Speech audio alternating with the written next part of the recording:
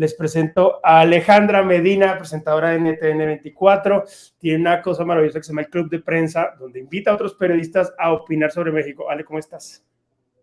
Muy bien, Marito, muchas gracias. Qué bella presentación, qué bárbaro, me halagas y nos halagas a todos los periodistas. Qué rico que podamos tener este tipo de conversaciones, que se hagan este tipo de congresos y bienvenidos todos, bienvenidas todas. Ojalá que se conecte mucha gente y que si bien pues no lo pueden hacer en tiempo real, lo puedan revisar después en alguna oportunidad. Gracias a ti y a todos. Bueno, pues bienísimo. Bueno, seguimos con don Julio Ramírez de Reporte Índigo. Él es el jefe de información de Reporte Índigo, pero además es fan de la literatura, es un hombre de Michoacán. Ahorita nos estaba contando que se vino de Michoacán a la Ciudad de México. Y pues nada, pues mi estimado Julio, ya nos conocemos hace un tiempazo y la verdad ha sido un gusto compartir contigo muchas veces. ¿Cómo estás? Muy bien, muchas gracias por invitarme a este panel. Le agradezco a Alejandra y muchas gracias, Marito. Aquí estamos pendientes. Perfecto. Bueno, muy bien. Y por ahí está el gran, a ver si no está con cámara ahorita, estamos solucionando este problemita de su cámara, Edgar Morín, que es un gran literato y un gran crítico de la profesión del periodismo, y que ahorita vamos a hablar un poquito también de su libro y que nos va a contar. Edgar, ¿nos escuchas? Sí, los escucho. Estamos solucionando el problema de la cámara. Un gusto estar contigo, Marito, con Alejandra, con Julio, y gracias por la invitación. Bueno, pues buenísimo. Bueno, pues bienvenidos y bienvenidas. Vamos a hablar de si el periodismo, es que este es un tema, además de interesante, también es un poco delicado. Si las noticias están dañando la democracia. Y con lo primero que quiero comenzar es realmente si ustedes creen que los medios de comunicación están influyendo en los procesos de votación y participación ciudadana, y qué tan bueno y qué tan malo está haciendo eso, Ale. Bien, no saludé a Julio, perdóname Julio, y a Edgar, buen día. Bueno, ya nos habíamos saludado en privado, pero por supuesto, gracias a ustedes también por estar aquí en este espacio, porque lo más importante que creo yo en estos momentos es que hayan diversidad de opinión y de voces que puedan complementar esta conversación, porque lo adelantas muy bien, Marito. Es un tema delicado, es un tema muy importante y se tiene que tocar con responsabilidad. Y iniciaría como intentando diferenciar o haciendo una especificación en esta pregunta, porque puede sonar impactante si las noticias están dañando a la democracia.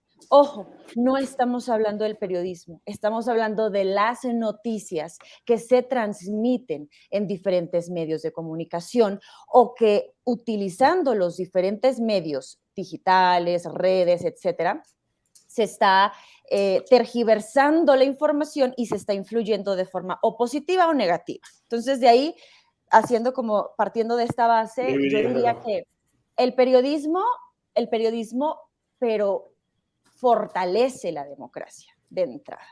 Las noticias puede que estén dañando, que estén perjudicando a la democracia y que hasta puedan socavar y que puedan generar un problema muy grande en las sociedades que pueden dañar definitivamente la democracia, sí. Y para ello yo creo que debemos ser muy conscientes de lo que estamos publicando y de lo que los oyentes, en el caso de la radio, los podcasts, las audiencias están leyendo. Entonces, de entrada yo diría, para responder a esta pregunta, ¿las noticias dañan la democracia? ¿Tienen toda la capacidad de dañarla? Sí.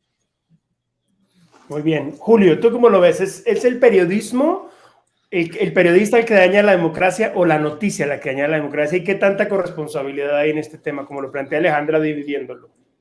Ok, bueno, me parece bastante interesante el planteamiento. Evidentemente, la noticia es la materia prima del periodismo y evidentemente están relacionados, pero yo pienso que este mismo panel se pudo haber llamado la falta de democracia afecta las noticias, es decir, con esto lo que estoy planteando es que pues influyen una a la otra. Evidentemente nosotros, por ejemplo, como periodistas, cuando tenemos que hacer un planteamiento, pues nos vamos por el interés público, y ese lo plantean, incluso se plantea desde el propio discurso político. Ello le genera el interés periodístico, y eso pues hace que nosotros busquemos las noticias y nos queramos meter también en la arena política. Los políticos también tienen que hacer ofertas interesantes para el electorado, y a su vez nosotros tenemos que hacer ofertas noticiosas interesantes para nuestro público. Es decir, también el que los medios nos interesemos en una elección, y no solamente en una elección, en un proceso político y en un proceso democrático, tiene que ver con esta oferta, y evidentemente es como una buena receta de cocina que tiene ciertos ingredientes. No es lo mismo un proceso donde no ha habido, por ejemplo, nunca alternancia, donde hay un personaje prominente, donde hay buenas declaraciones, donde hay escándalo. Eso nos llama la atención, evidentemente a nuestro público le atrae, y por eso nosotros vamos por ello, es lo que te podría decir de inicio. Muy bien, Edgar, tomando un poco esto que tú hablas de la prensa inmunda y de cómo hay poderes factos que se involucran dentro de la prensa y dentro de las noticias, ¿tú cómo lo ves? ¿Realmente son las noticias o es la prensa la que daña, ¿no? Siguiendo tomando esta división que me gustó mucho, porque además nos da esta idea de que hay noticias que no necesariamente salen de la prensa, sino pueden salir de N cantidad de canales. ¿Tú cómo lo ves?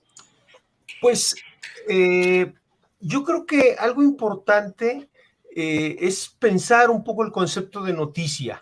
Yo recurriría a Felipe Pena de Oliveira, teoría del periodismo, que plantea que la noticia es un producto, y eso me parece que es muy importante de tomar en cuenta ahora. Y si es un producto, estamos hablando de un valor de uso y de un valor de cambio, ¿sí? Pero esto, lo que es interesante es que este producto es resultado, dice este autor, de la interacción histórica y de la combinación de una serie de vectores personales, culturales, ideológicos, sociales, tecnológicos, mediáticos. Es decir, que esta noticia es un producto mucho más complejo y en el que intervienen distintos vectores.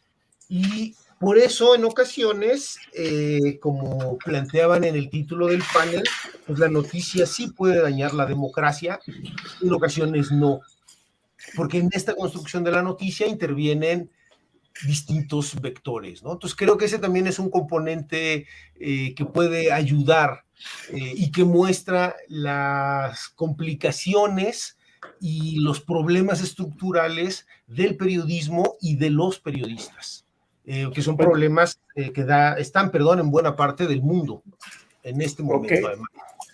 Pues tomando esto, quiero dejar una pregunta un poquito abierta, y es, hablando de que es como multifactorial el tema de cómo se genera una noticia, ¿cómo podemos concientizar a los diferentes actores, medios de comunicación, personas involucradas, en el poder que tienen las noticias socialmente en nuestras democracias? Porque en Latinoamérica, digamos que hay mucha vulnerabilidad sobre las democracias, gracias a esta, bueno, y mundialmente, ¿no? No lo tenemos solo aquí, pero ¿cómo podemos concientizar a la gente realmente del poder que se tiene de las noticias y el periodismo sobre nuestra democracia? Y es que a mí me gustaría ahí pues también comentar que sí, si nos enfocamos ahora en Latinoamérica, pues son nuestros países. Bueno, acá somos mexicanos, Marito colombiano, pero convivimos de una forma muy parecida en el Cono Sur, en Sudamérica, en Centroamérica y en México, donde a lo mejor, y digo esto porque pues no voy a opinar cómo piensa la gente de Suiza, ¿verdad? No voy a hablar de ellos. Voy a hablar de cómo nos criamos y cómo crecimos en Latinoamérica, informándonos con el noticiero local, con el noticiero nacional, y realmente pues partimos de la base de que lo que salía en la televisión, lo que salía en la noticia era la ley, era lo que era. Y definitivamente una cosa es la noticia de algo, de un suceso, de un acontecimiento, que eso es importantísimo que se cubra, porque a partir de allí es de donde comienzan los diferentes líderes de opinión, los diferentes periodistas y comunicadores a como desmenuzar un poco esta noticia y empezarla a analizar y masticarlo un poco, si se me permite la expresión, para que la gente la pueda entender también. A veces ya viéndonos mucho en la parte política, en movimientos sociales que puedan impactar una sociedad, porque pues informar una noticia de un choque, de un asesinato, de un huracán, pues eso ya es algo meramente informativo, pero cuando ya trasciende a los comportamientos de las sociedades y que pueden después traducirse en, digamos, la elección de un gobernante, partiendo de la base de cómo está mi comunidad, cómo está en términos de seguridad. Ahí empieza a influir realmente esta noticia en el día a día, en la conversación de las personas, para que se pregunten, oigan, estos alcaldes de estas localidades están haciendo bien su trabajo, vale la pena seguir votando por estos gobernantes. Entonces ahí sí uno empieza a ver lo importante que es la noticia. Ahora, ¿cómo concientizar? Pues yo le diría a las personas, a todos los ciudadanos, que seamos muy conscientes de detrás de esta noticia quién está, qué medio de comunicación, qué empresa, quiénes son los dueños incluso de esta empresa. Entonces, lo mejor para mi punto de vista es que un ciudadano no se informe solo de un medio, sino que tenga diferentes fuentes de información. Puede ser desde el noticiero local, el nacional, que consideren que tiene una diversidad de opinión, medios digitales también, líderes de opinión en redes sociales que los consideres responsables, y a partir de allí ya uno empieza a hacerse una idea con las diferentes formas de recibir esta información. Julio, ¿tú cómo concientizarías a la gente de este tema? No solo a la gente, también a los periodistas, a los dueños de los medios de comunicación, a todos sus involucrados.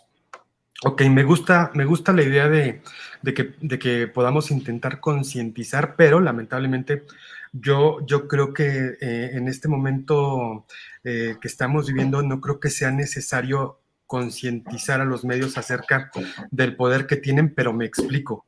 Es decir, yo creo que hay un golpe de realidad que nos está cayendo en este momento, que es, digamos, implacable y muy aleccionador, porque básicamente los medios de comunicación ahora, por lo menos en las redes, que es, digamos, donde está el grueso de la discusión, pues estamos compitiendo con youtubers y con personajes que son marcas, quizás no en la creación de noticias, pero sí en la creación de contenido. Pronto el algoritmo de Facebook tendrá digamos, mayor preferencia por los creadores y por los creadores, digamos, solitarios, y estas personas están creando no solamente, digo, quizás no estén informando, pero están creando incluso formas de vida. La gente les copia la forma de hablar, les copia, quieren comer en sus restaurantes, hay filas kilométricas para comprar sus productos. En los centros comerciales me está tocando ver que ya está repleto de anuncios de estas personas que ya no están queriendo entrar a los medios de información, digamos, tradicionales, ¿no? Ahora los jóvenes quieren estar en redes sociales, ya no quieren trabajar en una empresa, digamos, de medios. La creación de estos personajes, si bien ahora se hace de esta manera, antes se tenía que hacer de la forma tradicional. En este contexto, yo pienso que a lo más que podemos aspirar los medios de comunicación, pues es acompañar y describir pues estas nuevas realidades.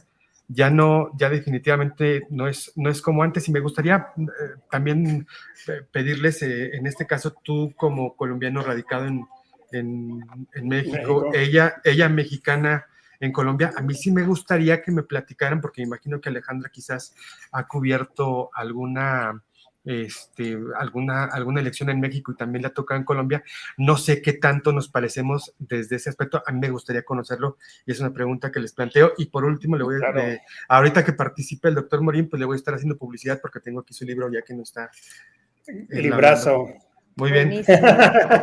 Prensa Inmunda, hay que leerlo. Pero bueno, Edgar, ¿tú crees que hay que concientizar o no a la gente que está en el entorno de los medios de comunicación, no solo a los periodistas, sino lo que hablamos, dueños, demás, a todos los involucrados realmente en el poder que se tiene de una noticia, o es algo que se debe permitir que sea muy orgánico?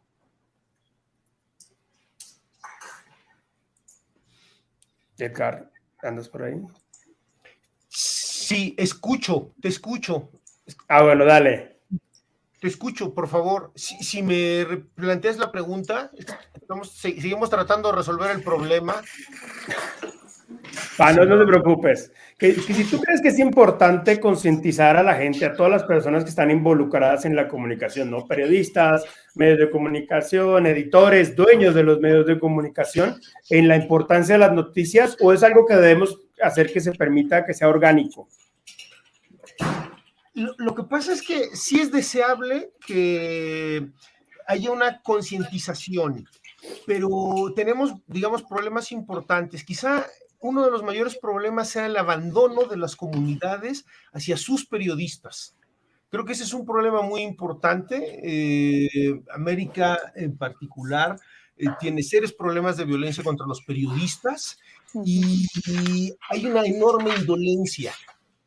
Si lo sumamos, por ejemplo, a lo que plantea Julio, es un problema también importante, porque están cambiando las audiencias, están surgiendo estos competidores que no necesariamente saben lo que son códigos deontológicos, que no necesariamente son periodistas o tienen las herramientas para hacer periodismo. Y tenemos también que tanto al poder político como al poder criminal tampoco les interesa mucho este tipo de conciencia. Pero además, las empresas de medios o los dueños de empresas de medios han estado, digamos, beneficiados de un sistema de este tipo. Entonces, lo que vemos es un panorama complejo, porque sí, es deseable concientizar, porque si los ciudadanos no entendemos que la prensa es fundamental porque nos pueden ayudar a garantizar el acceso a la información de interés público, que eso es fundamental para cualquier democracia, ¿sí? Pero la sociedad, al menos en el caso mexicano, que es el que conocemos un poco mejor, o el que conozco un poco mejor, no parece la sociedad muy dispuesta a pagar por esos contenidos, porque también tenemos que entender que es caro, que es muy costoso producir información noticiosa de calidad. Pero el problema es que no se está pagando por ello, y esto contribuye a la crisis de las empresas de medios, ¿no? Y a la precariedad, que eso me parece también muy delicado, a la precariedad de los periodistas, ¿sí? Sobre todo de los trabajadores de los medios de comunicación, que es un problema que además los hace todavía mucho más vulnerables. Entonces sí es deseable tener la conciencia de todo esto, pero obviamente hay distintos grupos de interés, distintos actores que no tendrían valga la redundancia, no tendrían mayor interés en que esto se desarrolle. Ok, tomando una cosa que dice Edgar para enmarcarla en varias cosas, es hablando de la deontología, ¿no? Este deber ser del que no hablamos casi nunca, ¿sí? De un término que pareciese que ya desapareció, pero el deber ser. ¿Qué tan importante es el deber ser en esto, no? Porque realmente lo que hicimos también tiene que ser negocio, también muchas veces pues pertenece a grupos empresariales y demás, y anclando esto un poco a lo que pretendía Julio es, ¿ustedes cómo lo ven? Justo, por ejemplo, Ale, o pues dentro de las democracias de nuestros países, ¿también los empresarios, los medios de comunicación están pensando en el deber ser o solamente estamos sumándonos a algo? Es que esto que está diciendo Edgar es súper importante y aquí lo estoy comentando también por el teléfono porque nos está escuchando mi novio que es también periodista, que es colombiano de hecho, y te está escuchando Edgar, y es que hemos hablado también con otros periodistas que trabajan, por ejemplo, para las agencias de Reuters y que hablan de la importancia que tiene que los lectores paguen por información que sea valiosa, que sea realmente responsable y que vaya dirigida y que se haya hecho también estas opiniones y demás con base en los intereses de las sociedades y no de los dueños de las empresas que financian los medios de comunicación. Y eso es importantísimo. ya para concluir esta parte de la concientización de las tres partes, que así lo estoy como dividiendo, uno es la sociedad, otro es la empresa y otro es el periodista. Me parece que el periodista, pues, uno quiere pensar que todos los periodistas que hacen su trabajo con pasión, realmente con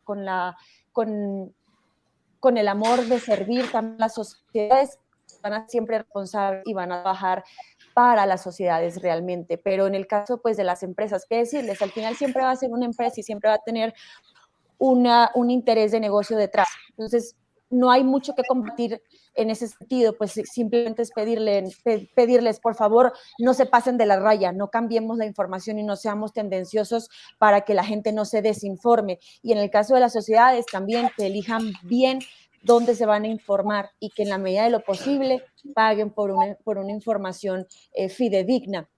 Ahora bien, también para hacer como para ejemplificar mejor, ¿qué tanto creen ustedes que se haya desinformado, por ejemplo, en la pandemia del COVID-19? O sea, ¿cuánta gente se desinformó? ¿Cuánta gente padeció una crisis de salud mental, de paranoia, de miedo? ¿Cuánta gente tomó un montón de cosas que se recomendaban en las redes sociales y en medios de comunicación, que también se invitó a algunos pseudo expertos, pseudo analistas y que solo generaron más caos? ¿Cuánta gente no habrá muerto también por andar consumiendo cosas que no debía? ¿O cuánta gente no se cuidó lo que se debe haber cuidado y falleció? O gente que quedó con secuelas por no haberse cuidado mejor. En fin, tiene un impacto importantísimo la noticia, cómo se están utilizando los diferentes medios donde se está transmitiendo la información, y tenemos que ser muy cuidadosos y muy responsables en ese sentido. Cuando lo desean, nos brincamos un poquito a la parte electoral, a la parte del impacto en las participaciones ciudadanas y los procesos políticos. No sé si alguien quiera concluir algo más sobre esto. Y ustedes dirán. Solamente me gustaría a mí abundar un poquito en el tema que planteaste de la desinformación. Yo sí creo que ahí tenemos una beta importante y puede trascender nuestro trabajo, en el sentido de que justamente ante los ríos de desinformación, pues tenemos que dar un poco de claridad, y esa sería nuestra labor, y digamos que tendríamos que destinar todo nuestro trabajo hacia ello, y sobre todo en un tema tan trascendente como es un asunto de salud que fue, digamos, que es mundial. Me parece muy importante, y ahí sí hay que hacer una especie de mea culpa para decir que nosotros tampoco hemos proyectado como medios no hemos logrado dar el mensaje de que nuestra información y nuestros contenidos son importantes, y por ello tiene la sociedad, o debería de mostrar más interés por pagar.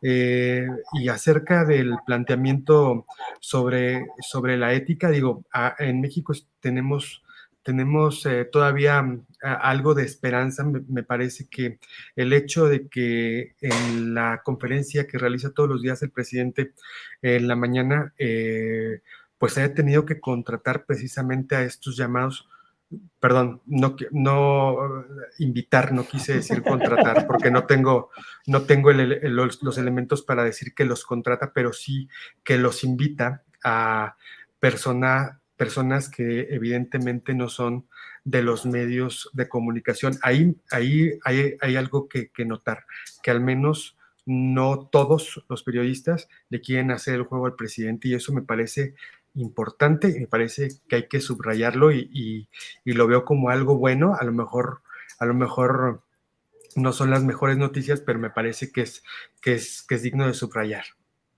Yo voy a hacer una acotación aquí que me parece importante, que hablamos ayer de un caso que pasó la semana pasada, y fue la muerte del Papa Benedicto, que la retomaron cientos de medios de comunicación a nivel mundial, y era una falsedad absoluta, ¿no?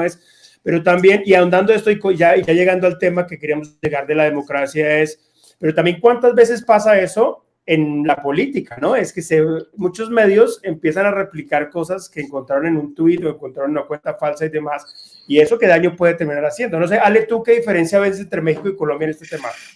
Pero me quiero decir algo con lo que acabas de mencionar, y es que ¿cuántos medios, no es medios, cuántos líderes de opinión, periodistas que tienen muchísimos seguidores en redes sociales, cogen el primer video que se les pasan, lo suben porque la idea es agarrar rápidos seguidores y retweets y demás. Sí, subirte a la ola. Y después salen desmintiendo, pero el daño ya está hecho. Muy fuerte. Miles de comentarios generan este tipo de videos y de noticias de impacto en Twitter, y como no lo sacarían en sus medios de Televisa, bueno, ya por decir algo, TV Azteca o lo que sea, no lo lanzarías así, no serías de irresponsable lanzarlo así al aire cuando estás en un noticiero en vivo, ¿no? No te atreverías, pero en Twitter sí te atreves, porque ahí nadie te dice nada, ahí no te regulan, ahí no te sancionan, pero el daño está hecho, aunque al día siguiente salgas a decir, no, corrección, esto no estuvo bien, corrijo, pero toda la gente... Bueno, pero hay unos que ni corrigen. Hay unos que no corrigen. O nada más solamente lo borran, ¿no? Claro. Lo borran. Ahí, pero el daño está hecho, Julio. Sí, no, sin duda, pero precisamente por eso aquí es donde aplican lo que comentan de la parte ética, donde tenemos que tener responsabilidad sobre lo que vamos a publicar y tiene que ser tanto en el medio como en nuestras propias redes, sin duda. No puede ser que estemos, o sea, yo también coincido en que no puede ser que en nuestros medios estemos publicando noticias y en nuestros espacios en redes sociales publiquemos infundios, pues no tiene ningún sentido. Así es. Claro. Es contradictorio. Pero hablando ya de democracia un poco, empezar a enfocarnos en esto. ¿Realmente qué diferencias, por ejemplo, vemos en Latinoamérica? Por ejemplo, Ale, ¿tú qué ves en los procesos? Te acabo de tocar un proceso electoral en Colombia y pues te ha tocado más ver los procesos electorales desde Colombia y México. ¿Cómo ves estos temas? Y me gustaría también agregar en la fórmula a Chile, porque también acaba de pasar un proceso electoral sí, así es, el plebiscito para el cambio de constitución, vienen arrastrando todo un problema, pues un resurgimiento y levantamiento social desde el 2019, un estallido que desemboca en unas protestas impresionantes. Esto se traduce en nos merecemos una nueva constitución, vamos a modificarla, se van a plebiscito, deciden que sí va a haber nueva constitución, la redactan, bueno, y acaba de pasarla el domingo pasado que no fue aprobada. Ese texto no le convenció a la mayoría de los ciudadanos chilenos y dicen no. Ok, ¿qué tanto están influyendo los medios de comunicación en esta participación ciudadana y en los procesos electorales? Definitivamente los medios de comunicación, los más formales, creo yo que es donde uno se debería de informar y utilizar algunos líderes de opinión en otros medios, para saber qué está proponiendo un líder, qué está proponiendo un candidato a gobernante o a jefe de Estado. Los medios de comunicación jugamos un papel importantísimo y es total nuestra responsabilidad ser lo más imparcial posible, invitar a los analistas de diferentes ideologías, con formas de pensar distintas, con propuestas distintas y que sean verdaderos expertos, porque cuántas veces... Yo lo he visto muchísimo y no voy a decir nombres porque pues también respeto el trabajo de los demás y no me queda más que, bueno, ya, seré responsable con mi trabajo para como yo lo considere.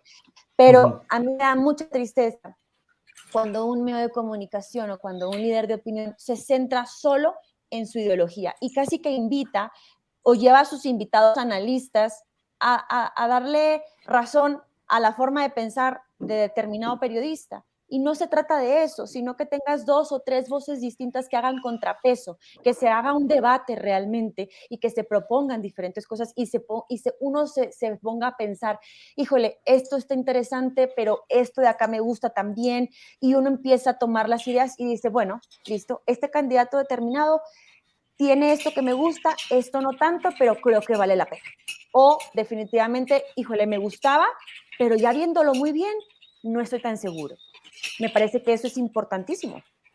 Y en el caso de... Sí, no, dime. No, mira, retomando la primera pregunta de Julio, que qué diferencias veía yo o veíamos tú y yo en esta idea de México y Colombia. Mira, hay una cosa que me parece súper interesante que he analizado mucho y ayer que veía Poncho Gutiérrez con su conferencia de humor, el de Deforma, y nos mostraba los videos del 2018 cuando estaban en campaña en México y demás, ¿no? Toda esta idea de esta promoción de Venezuela, ¿no? Este discurso de Venezuela, ya la gente ya no lo compra, pero digamos que muchas de las derechas en Latinoamérica y muchos medios de comunicación que hacen parte de ese bloque siguen insistiendo, pero la gente ya dejó de creer en el tema de Venezuela. Entonces, Colombia es un gran ejemplo ahorita, y en México me gustó mucho ese ejemplo que ponía ayer de los videos de Anaya, de los videos de mí, de los videos de todos diciendo Venezuela, Venezuela, y de todos los grandes periodistas de los consorcios en México hablando. Y en Colombia fue lo mismo.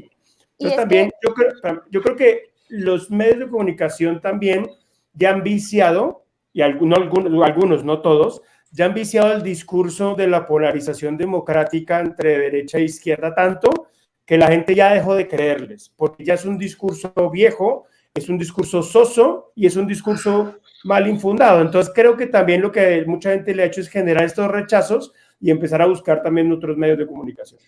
Julio, y eso pasó acá en Colombia en este proceso electoral para elegir al presidente, pues en este caso quedó Gustavo Petro, que es el primer presidente de izquierda, en donde, bueno, si bien yo tengo apenas 2 años viviendo acá, pero en este tiempo he podido descubrir qué tanto venía detrás este movimiento de este determinado presidente o cuando era candidato. Y claro, es que este discurso de que Colombia puede transformarse o puede convertirse en Venezuela, y digo puede, pues porque acaba de entrar el presidente, porque no ha pasado nada de su gestión, ¿verdad? Pero sí está muy desgastado el discurso también, y esto ya los colombianos dicen, no, híjole, tenemos los últimos 18 30, años. 40, 50 años, no sé, pues porque nunca habían tenido un cambio realmente de gobierno. Dicen, es que, pues bueno, evidentemente no nos queremos convertir en Venezuela, no queremos que haya una dictadura, no queremos que se vaya para el carajo las instituciones, evidentemente eso no, pero si seguimos con lo mismo, realmente el país no ha mejorado. O sea, tengámosle miedo al cambio cuando estemos súper bien, ¿no? Si el país está excelente, si funcionan las instituciones al 100, si el sistema de salud y de educación funciona a la perfección, entonces no queramos un cambio, pero cuando ya de plano pasan y pasan los años, pasan y pasan las administraciones y de verdad vamos de mal en peor, dices, algo no está funcionando bien. Bueno, ese mismo proceso, exacto, misma similitud, mismo cansancio social, mismo cansancio mediático y mismo resultado. Entonces yo creo que sí realmente hay esas dos variables como para tener en cuenta, porque sí son dos elementos que además siguen teniendo, ¿no? O sea, en Brasil ahorita todas le siguen echando el mismo discurso. O sea, tú ves en Latinoamérica, seguimos con lo mismo en vez de generar patrones de periodismo nuevos y mucho más informados, donde la gente puede tomar decisiones además mucho más informadas, más allá de ser Venezuela o no. Yo lo que quería abundar nada más ahí es un poco lo que comenté al principio, de que, bueno, hay un trabajo de ambas partes, no es solamente los medios de comunicación, también lo que propone la política, y precisamente la polarización surge desde la política, y nosotros también ver cuando estás cubriendo, por ejemplo, a un candidato como lo fue Andrés Manuel López Obrador, imagínate qué tiempo tienes para poder decidir cómo informas para evitar caer en la polarización que le llaman, cuando su propuesta política estuvo basada precisamente en la polarización. Entonces, tú como parte de ese engranaje, ¿qué puedes hacer? Realmente muy poco, ¿eh? O sea, sinceramente muy poco. Estás en el día a día, y sobre todo con un especialista en comunicar todo el tiempo. Bueno, sí, supuestamente, ¿no? Entonces, nos tenía trabajando todo el día haciendo los temas y su discurso y lo que él proponía. ¿En qué momento? O sea, ahí me gustaría que pensáramos en qué momento nos vamos a detener para decir, esto lo tenemos que hacer así o asá. Y evidentemente en ese punto hemos fallado quizás en toda la región en poder desacreditar estos discursos, como decimos, de polarización. Es muy difícil. Claro. Julio, yo también creo, perdón. No, quería darle un poquito de voz a Edgar para que nos cuente cómo ve este tema él. Bien, creo que hay un problema muy serio en lo que se está planteando, y que tiene que ver con el margen de maniobra puede tener el periodista, y también con esto que podríamos llamar, si son creyentes, el pecado original, o si no son creyentes, la mancha original. ¿Sí? El periodismo, desde que aparece en el siglo XVIII, ha tenido un problema. Esta suerte de pecado, de mancha original, se presta a ser instrumentalizado.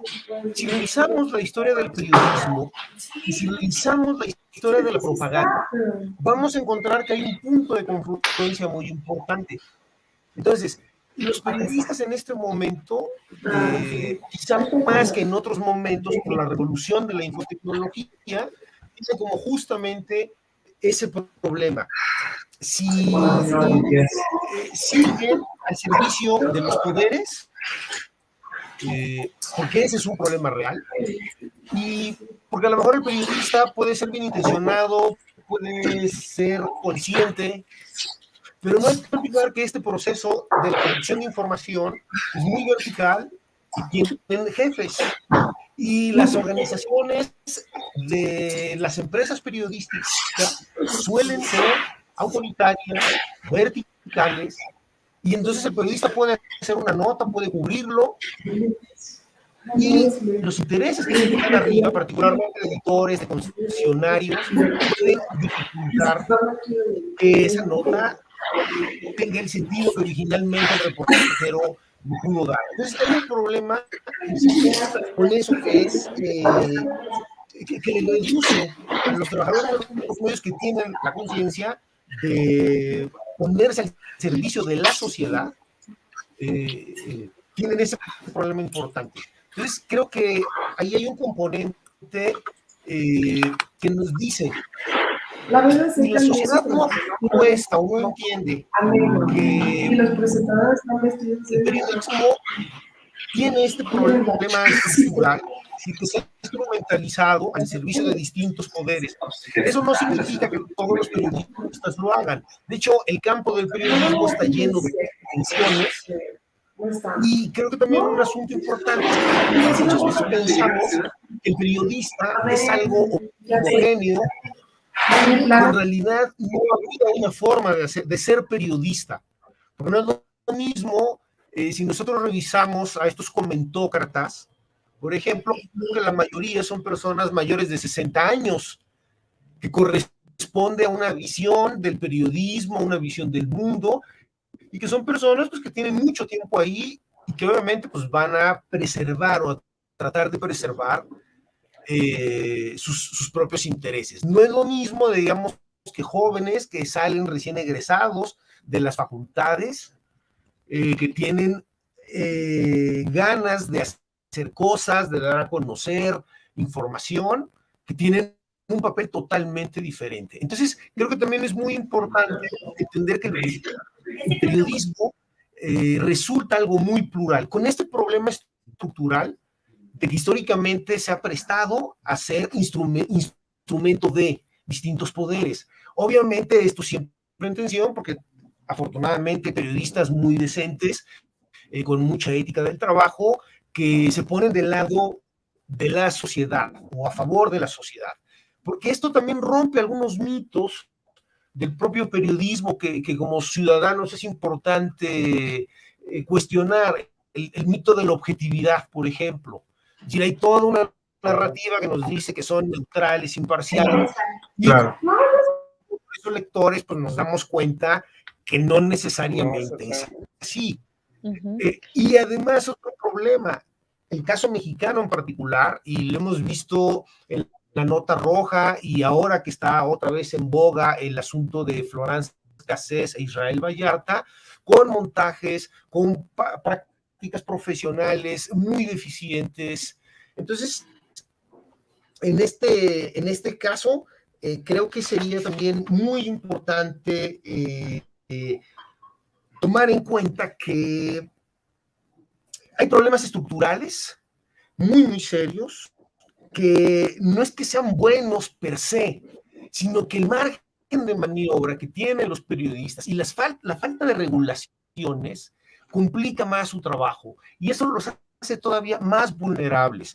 Es decir, no está regulado en el caso mexicano qué es un periodista, no está regulado en el caso mexicano, que es el derecho a la información de interés público, no está regulado, no hay, una comisión de ética que eficazmente sancione. En el caso, por ejemplo, de este montaje de Cassés, como muchos otros montajes, pues debieron haber una comisión de ética, de haber existido, debió haber investigado el caso y corrido a estos periodistas de la profesión, porque se prestaron, bueno, en directo.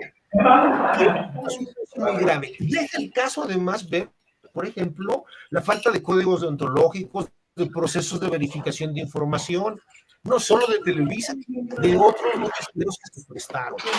Ahora, el mexicano, que es un caso muy surrealista, en vez de que deben ser expulsados de la profesión, bueno, está el caso, me parece, que de una persona de ese noticiero que va a trabajar en la presidencia de la República, en la oficina de comunicación social. Entonces, esa falta de regulación también ha generado una serie de efectos. Por un lado, hacen más vulnerables a los reporteros, a los trabajadores de los medios, y por el otro, sigue reproduciendo o se sigue prestando a diversos montajes y prácticas que terminan afectando al propio gremio. Pues porque después de que un espectador promedio ve eso, ¿no?, y se descubre, pues entonces la credibilidad se pierde. Es algo que aparece en Estados Unidos, la guerra de Vietnam, dijeron mentiras, creyeron las mentiras, y en la guerra del Golfo volvieron a creer las mismas mentiras. Y en Afganistán, y en... Exactamente. Y se siguen creyendo. Y en la invasión a Ucrania. Claro, o sea, sí, es que yo creo que hay que tomar un punto, y es que también yo creo que se terminan viciando estas historias de héroes y villanos demasiado en Latinoamérica, en algunos medios de comunicación. Entonces, lo que digo, uno escucha la historia repetida, y creo que Ale lo dijo, yo también, y lo hemos hablado, Alejandra y yo, cuando nos sentamos a hablar, creo que estos temas, por ejemplo, de Ucrania, de tener solo una visión del lado del mundo, nos ha hecho un daño enorme en una visión global de lo que es la información. Afganistán, ni decirlo, ¿no? Estuvimos 10 años más engañados que nada, digamos que ahorita que han salido muchas cosas, pero yo creo que también ahí hay un problema, no solo de poderes, sino de que también no hay muchas veces la opción de informarnos con más cosas. O sea, tenemos, por ejemplo, a mí me parece una locura lo que pasó con RT, y esta es una opinión muy personal, de que nos quitaron las noticias rusas en Latinoamérica en casi todos los portales. O sea, solo teníamos una línea de información, ¿no? Entonces, ¿qué tanto necesitamos tener más líneas de información para que tengamos una opinión mucho más centralizada del mundo?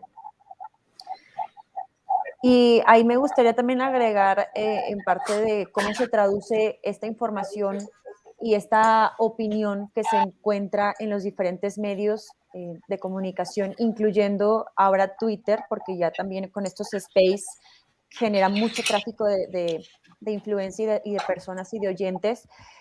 ¿Cómo se traduce en la participación ciudadana? Y vivimos en México, pues este año y el año pasado, dos consultas populares que eran históricas, más allá de quién las estaba impulsando y más allá de si iban o no iban a tener un impacto realmente, pues, jurídico, constitucional, pero fue muy impactante también ver el comportamiento de los diferentes líderes de opinión, periodistas, comunicadores incluidos, el que si se estaba persuadiendo o no, o estábamos intentando disuadir a los ciudadanos a que participaran en una consulta popular, en un ejercicio democrático que es única y exclusivamente para los mexicanos.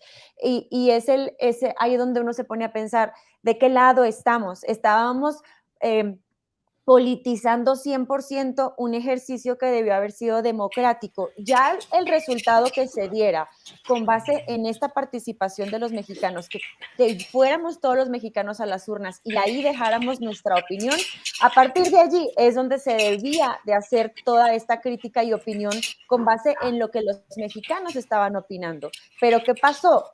Hubo muy baja participación ciudadana en las últimas dos consultas populares, y lo digo muy de lado de que si AMLO, de que si valía la pena, que si iba a ser válido el que se enjuiciaran o no a los expresidentes. Ahí está Peña Nieto más encochinado, Ahí ya lo están investigando, ya le empezaron a sacar todos los trapitos. A lo mejor esa parte ya como si iba a trascender en la parte penal y jurídica, si la gente salía a votar, hubiera sido muy interesante ver cuánta gente genuinamente tenía la intención de que se enjuiciaran a los expresidentes, qué tanta confianza o desconfianza tiene de sus exmandatarios. Y en el caso de esta última de la revocación de mandato, bueno, ¿cuánta gente no está diciendo que detesta a AMLO y que quiere que se salga? ¿Por qué no salió a votar? Se dejó llevar con un discurso muy politizado de vamos a sabotearle una propuesta a López Obrador y tengamos otro discurso y usemos semanas y gastemos semanas de saliva, de tiempo, de dinero, hablando mal de una consulta, cuando hubiera sido más contundente que saliéramos todos a votar y que a lo mejor el 70-80% dijera que se largue López Obrador. Ah, caray. ¿Qué conversación estaríamos teniendo ahorita si hubiera pasado diferente? Eso? Pero súmale a eso y poniendo este ejemplo que tú pones, y voy a poner uno más, es el Pray for Ucrania. O sea, es qué tan informados o no estamos sobre realmente los conflictos que llevan teniendo 30 años Ucrania y Rusia y toda esta zona, pero solamente muchas veces nos sumamos desde un activismo social, de una opinión basada en la empatía social, más allá que realmente la información social que tenemos y cómo la compartimos, porque el que diga, no, Ucrania está mal, va a ser quemado en internet también, ¿no? Entonces muchas veces se empiezan a generar estos polos terribles de información, donde no hay poder ni de una segunda ni una tercera voz que nos puede informar más y que nos puede dar también un elemento más democrático de la decisión de la información que tomamos. ¿Tú cómo ves eso, Julio? Pues mira, de lo que acaban de comentar, me parece interesante ver cómo a partir de los resultados de los procedimientos que digamos, plantea el propio poder, pues obtenemos a partir de nuestra cobertura tantos calificativos por parte de los propios políticos. Eso me parece interesante porque a final de cuentas les salen más las cosas que ellos mismos plantean, y la culpa en ese caso sí es de los medios de comunicación. Qué raro, ¿no? O sea, me parece que solamente nos quieren invocar cuando les conviene, cuando les es, digamos, a favor de su discurso. Y pues en ese sentido también nosotros creo que también me da un toque de esperanza el hecho de que el comportamiento sea así. Nosotros, por ejemplo, muy a menudo salimos en la conferencia mañanera aludidos, y también te puedo decir que la gran mayoría de las veces nos encontramos con que ni siquiera leyeron bien el texto. Entonces, digamos que sí nos hace falta quizás mayor escrutinio a las decisiones políticas, pero pues hay algunas cosas que me parece que lo hemos hecho bastante bien, y pues tenemos que insistir, ¿no? Edgar. ¿Andas por acá? Algo que en ese sentido creo que es muy importante es el problema de la falta de cultura democrática. Los políticos mexicanos en particular, pero es creo algo que podemos extender a otros países, no tienen cultura democrática. Los dueños o empresarios de medios tampoco tienen cultura democrática. Entonces, bueno, esto contribuye al problema. ¿Por qué? Porque buscan fans, particularmente los políticos. Entonces ellos lo que quieren es el me gusta, el me encanta, la aprobación. Fans. No quieren, exacto, no quieren interlocutores críticos, o sea, quieren que los periodistas aplaudan como focas. Y ese es un problema que parte, creo, de una falta de cultura democrática. Hay un problema también en la falta de transparencia de los presupuestos de publicidad, porque la manera de controlar, es decir, en el escenario mexicano, si los medios de verdad fueran tan enemigos del gobierno, como se rumora y como se alientan las mañaneras, pues se podrían simplemente agudizar las contradicciones y la crisis que hay. ¿Cómo? Pues ya no hay publicidad. Parte del problema pues, es que les han quitado algunos miles de millones de publicidad. pero sigue habiendo publicidad que se da de modo discrecional. Entonces, si se regulara la publicidad con criterios muy claros, transparentes, que cualquier ciudadano pudiera saber, entonces ahí se pudiera generar un cambio. Entonces, ni se agudizan las contradicciones para quebrar a los medios y fueran tan enemigos. Claro. Tampoco se asumen posiciones de Estado. Es decir, bueno, independientemente si me agradan o no los periodistas, los medios, es obligación del Estado garantizarle a los ciudadanos y a la sociedad información de interés público. Y ese es el trabajo de la prensa. Y hay otros países que han generado mecanismos para que los periodistas o la prensa obtengan recursos, ¿no? ¿Por qué? Pues porque, insisto, cuesta dinero la información. Si como sociedad pensamos que las noticias gratuitas nos van a informar, en realidad estamos perdidos. Lo que mencionaban de Ucrania, ¿cuál es el problema? Pues es que hay una propaganda. En el trabajo que acabo de terminar y que ando promocionando, se aplica la propaganda a la guerra. La primera víctima es la verdad. Entonces, buena parte de lo que estamos viendo sobre Ucrania son mentiras, de todos los bandos involucrados. Entonces, ahí hay un problema muy importante que el periodismo necesita resolver, ¿no? Es lo fundamental para la sociedad contar con buenos periodistas, y que afortunadamente los hay, ¿no? Muy acotados, con poco margen de maniobra, pero lo hay. Sobre ese tema nada más me gustaría hacer un apunte que no es casualidad que en el Congreso haya tantas iniciativas para regulación de publicidad, donde se plantea que, por ejemplo, el destino de estos recursos sean para por ejemplo, la seguridad social de los periodistas y tal, están congeladas. Entonces, nada más era el punto que quería hacer. Sí, no está. El libro de Edgar. De Edgar, Prensa Inmunda, cómprelo, está en Amazon. A ver. Prensa Inmunda. Anotado. ¿Quieres que te llevo uno, vale? Ah, bueno. Sí. No, pero yo quiero pagar por él. Y si quiere, Edgar, nos echamos un cafecito y me los firma. Ay, Edgar. Claro, pero bueno, sí, con mucho gusto. Es que lo que es importante es entender justamente que el periodismo es fundamental para la viabilidad democrática de las sociedades, que tiene un montón de problemas estructurales, pero que pese a todo eso, si no apostamos por ese periodismo y entendemos también esa mancha original de que históricamente se ha instrumentalizado, pues no vamos a poder salir de los círculos viciosos en los que estamos, ¿no? Eso es verdad. Pero bueno, pues la verdad, creo que la conversación está muy buena y da para un cafecito o un mezcal o algo, o un aguardientico con Ale en Bogotá, pero desafortunadamente se nos acaba el tiempo. Les quiero agradecer.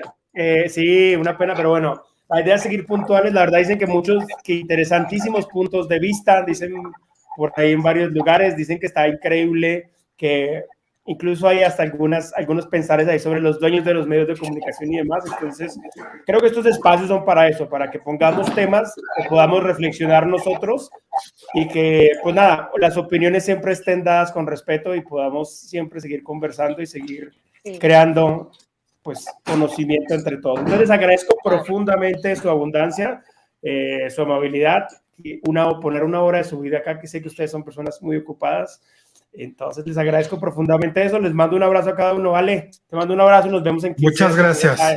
Gracias, ya a modo de conclusión, pues seguir con el periodismo responsable, con la comunicación responsable, que todas las audiencias también tomen muy en cuenta lo que hay detrás de los intereses de los medios de comunicación, que sean responsables y elijan a buenos fuentes de información y nada, siempre a favor de la libertad de expresión, pero sin desinformar, por favor, y recordar que el derecho de uno llega o termina hasta donde inicia el del otro, así que a ser responsables con lo que compartimos.